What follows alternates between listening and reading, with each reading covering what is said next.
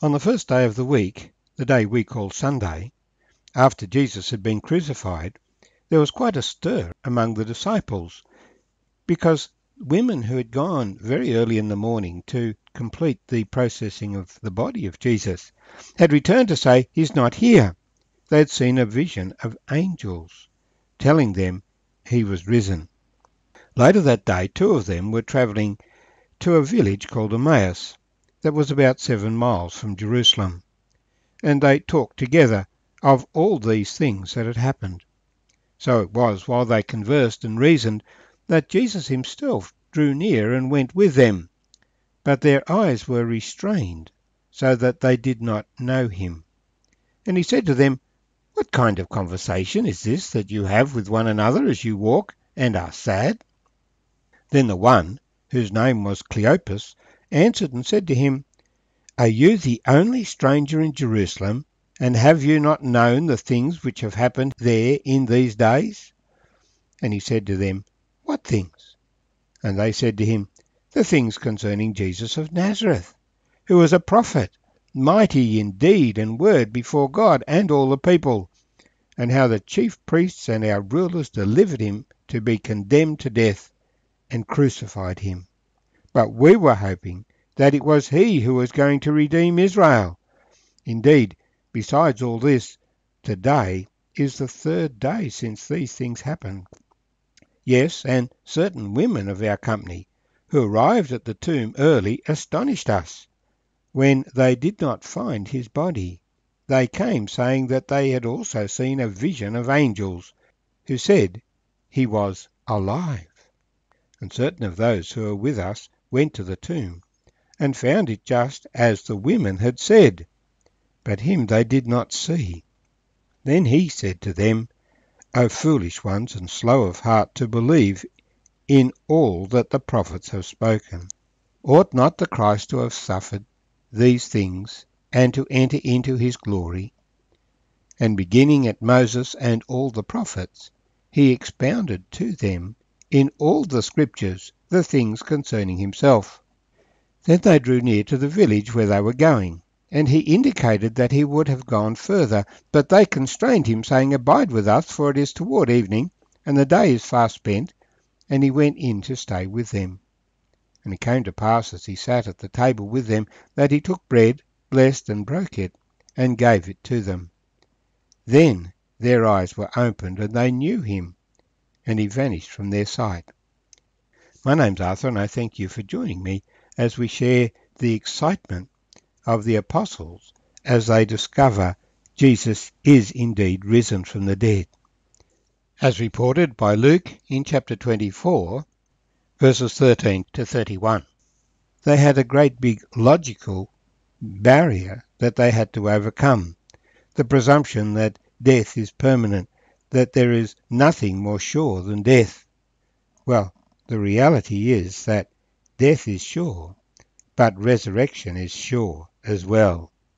Every man shall die, and every man shall be raised to face judgment.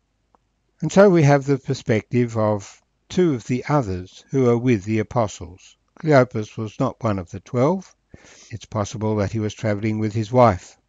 And the two of them had been in Jerusalem for the Passover, and they were heading back to Emmaus, their own town, for the rest of the Feast of Unleavened Bread. And as they travel, they puzzle over the reports that they have heard that Jesus is risen. And a stranger joins them on the road and hears them talking and discussing, because they were really perplexed. Can they believe what the women had said? Even Peter himself had told them the tomb was empty. What had happened to the body? Was it true that it was risen from the dead? What does that really mean? For at this stage, they didn't know of anyone who'd actually seen him risen. They only had heard the reports. The stranger asks them, "What kind of conversation is this that you have as you walk along? So sad?" Jesus knew what would befall him because he understood the scriptures. We even today can read Old Testament scriptures and not see the connection between them and Jesus. But this is what was going to be revealed to these people as they travelled. They're surprised. Are you the only stranger, that is, visitor or pilgrim to Jerusalem, and have you not known the things which happened there in these days? The stranger says, what things? And they do not hesitate to confess Jesus of Nazareth. They're not fearful for themselves. They're taken up with grief of what has happened.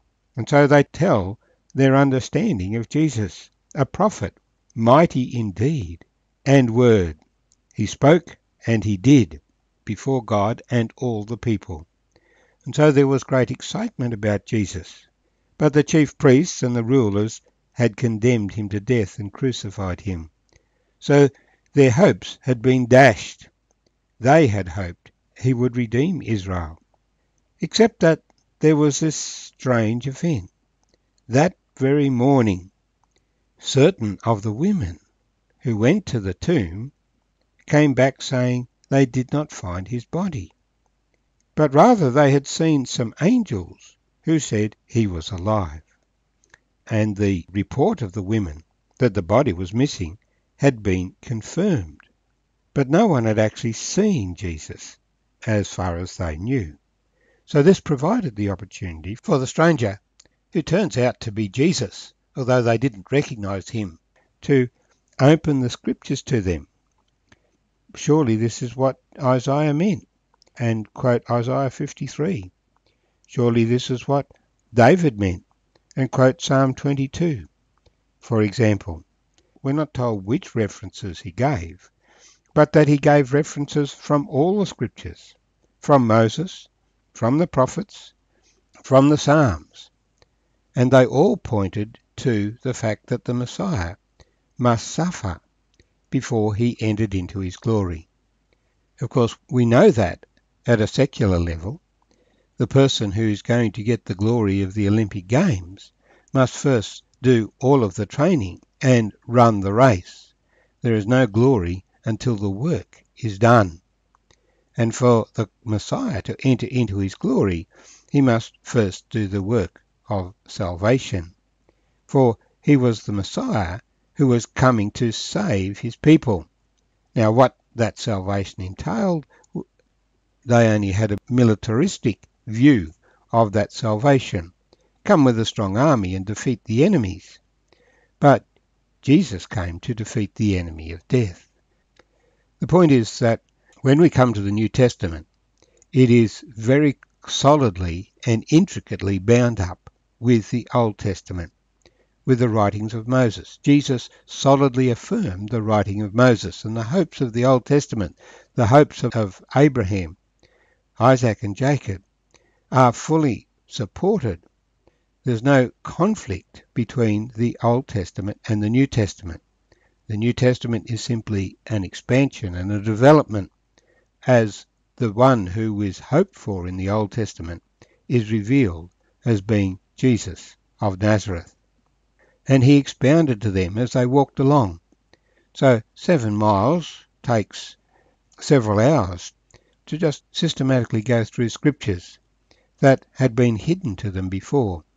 They knew them, but they had not appreciated them. Then they arrived in Emmaus. Jesus appeared to be travelling further, but they insist that he stay with them. They've enjoyed the conversation. They think that there is more for them to gain from him. And when they sit down for the meal, he takes bread, breaks it, and blesses it, and gives it to them. Hey, Clopas is the head of this house. That was his responsibility, to bring the blessing on the food. And suddenly, Jesus does it. And in that very act, they recognize him, because he was the leader of the apostles. He had done it so many times before, and there was something so very familiar.